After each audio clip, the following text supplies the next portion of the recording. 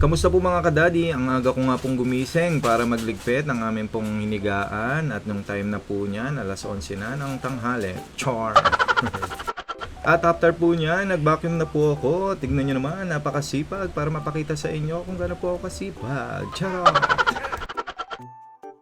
Ngayong araw nga po kasi mga kadadi, ilalabas ko ang aking mga junakis kasi itong mga nakarang araw ay ulan ng ulan.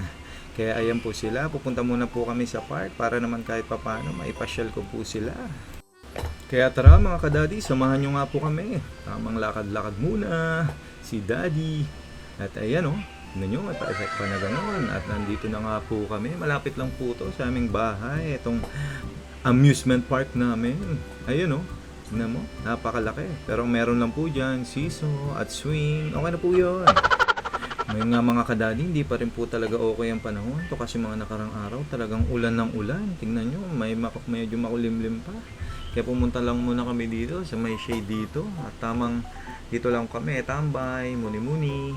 Ayun nga po, si Ate Aya, gusto niya nga pong mag-slide. Pero mga basa nga po yung iba, pati yung pagdadaus-usan, basa po. Kaya dito na lang po siya. Ayan, tingnan nyo, oh, yun lang. Ganun lang siya, okay na siya. At ayun po mga kadali, tamang tambay po kami ni Ate Aya, ni Baby Riley. Mga time po niya, nangangarap po kami na huwag mo na umulan, charis. At ito nga po, Baby Riley, medyo inaantok na po siya nung time na yan. At ayun nga po mga kadadi, dahil hindi po okay talaga yung panahon at umaambon-ambon na yun, time na yan. Ayan na, nakapayong na si Ate Aya. Balik na lang nga po kami ulit sa bahay.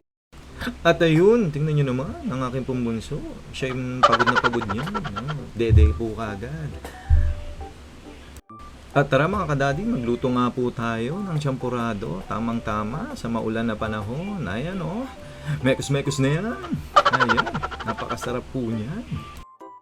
Ayun o, napakagaling magluto niya ni Insan. Tignan nyo naman. At ayan, gumukulo na. Medyo paluto na yung time na yan. Kaya tamang mekos-mekos pa yan. Sige. Halo, tornado na yan. Paborito ko nga po yan. Pati ng panganay kong anak. Kaya sige. At eto na, patapos na nga po yan. Ayun o, tignan nyo naman. Napakasarap. At ayan, lagyan na natin ng gatas na may design. Yung abstract. Diyos ko po, Insan. Ang galing. Ang galing yung Insan kong yan. Tignan nyo naman. At ayan, konting mekos-mekos na lang yan. Okay na yan, bigyan na natin yan sa panganay kong anak. At ayun, tingnan mo naman, ang saya ng aking panganay na anak. At ayun po mga kadadi, kain po tayo. At hanggang sa susunod po na video, God bless po sa lahat. Bye-bye!